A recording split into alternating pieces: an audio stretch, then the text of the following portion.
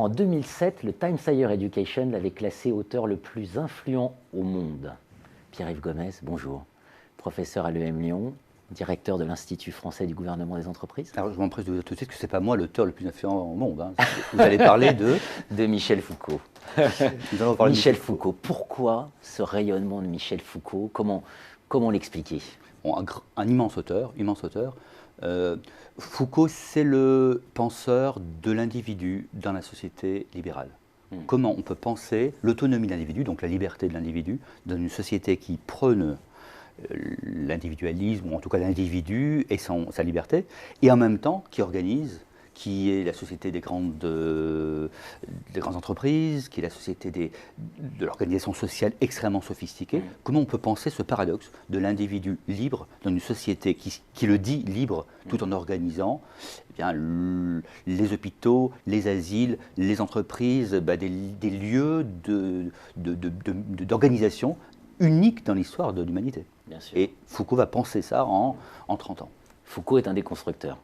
Alors, c'est un des constructeurs, c'est quelqu'un qui va effectivement chercher, en analysant très finement la société, la nôtre, la société libérale, la société moderne, ce qui fait que l'individu peut exister, qui peut s'assumer, qui peut se subjectiver, comme il dit, qui peut devenir un individu. Et ça a un impact énorme, par exemple, pour les entreprises. Comment on peut être à la fois un individu dans l'entreprise, dans son autonomie, et en même temps appartenir à l'organisation. Et donc, il va le penser moins sur l'entreprise que sur des grandes organisations, mais l'impact sur les entreprises est important. Donc, c'est un des constructeurs. C'est un immense auteur. C'est un grand auteur du français. Il est très cité en anglais. Je suis toujours épaté par ça, parce qu'il faut le lire en français. C'est un immense auteur. Donc, il y a un style, la grande école française du style, parfois trop de style, hein, parce qu'il se laisse parfois emporter par son style, mais c'est un grand auteur. Et puis, c'est un découvreur.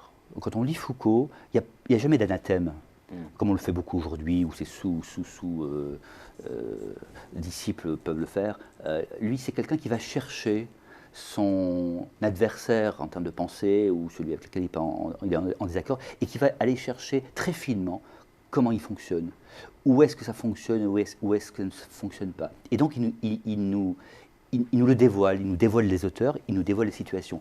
Et je crois que le charme et l'influence énorme de Foucault, ça a été, et ça encore, lorsqu'on le lit, cette impression d'être intelligent, parce qu'il nous rend intelligibles des situations évidentes, des situations courantes, ou des auteurs qu'on pourrait considérer comme marginaux ou extérieurs à la modernité. Il va les chercher et il va nous les révéler en quelque sorte, à partir d'une grande empathie. C'est l'opposé de l'anathème, de la violence verbale, même s'il a eu des très beaux articles dans la presse où il a pris parti. C'est un homme très engagé, Foucault, dans son temps. Mais quand on relit, par exemple, moi j'étais très frappé lorsqu'il travaille sur le christianisme, qui n'est pas du tout son point de vue, il en parle avec une telle intelligence que ce sont des travaux d'exégèse. Et c'est surtout magnifique qu'un auteur puisse aller en empathie, y compris lorsqu'il n'est pas en accord. Voilà. Ça a été un grand apport, je crois, un grand apport, et c'est aujourd'hui encore une source d'émerveillement.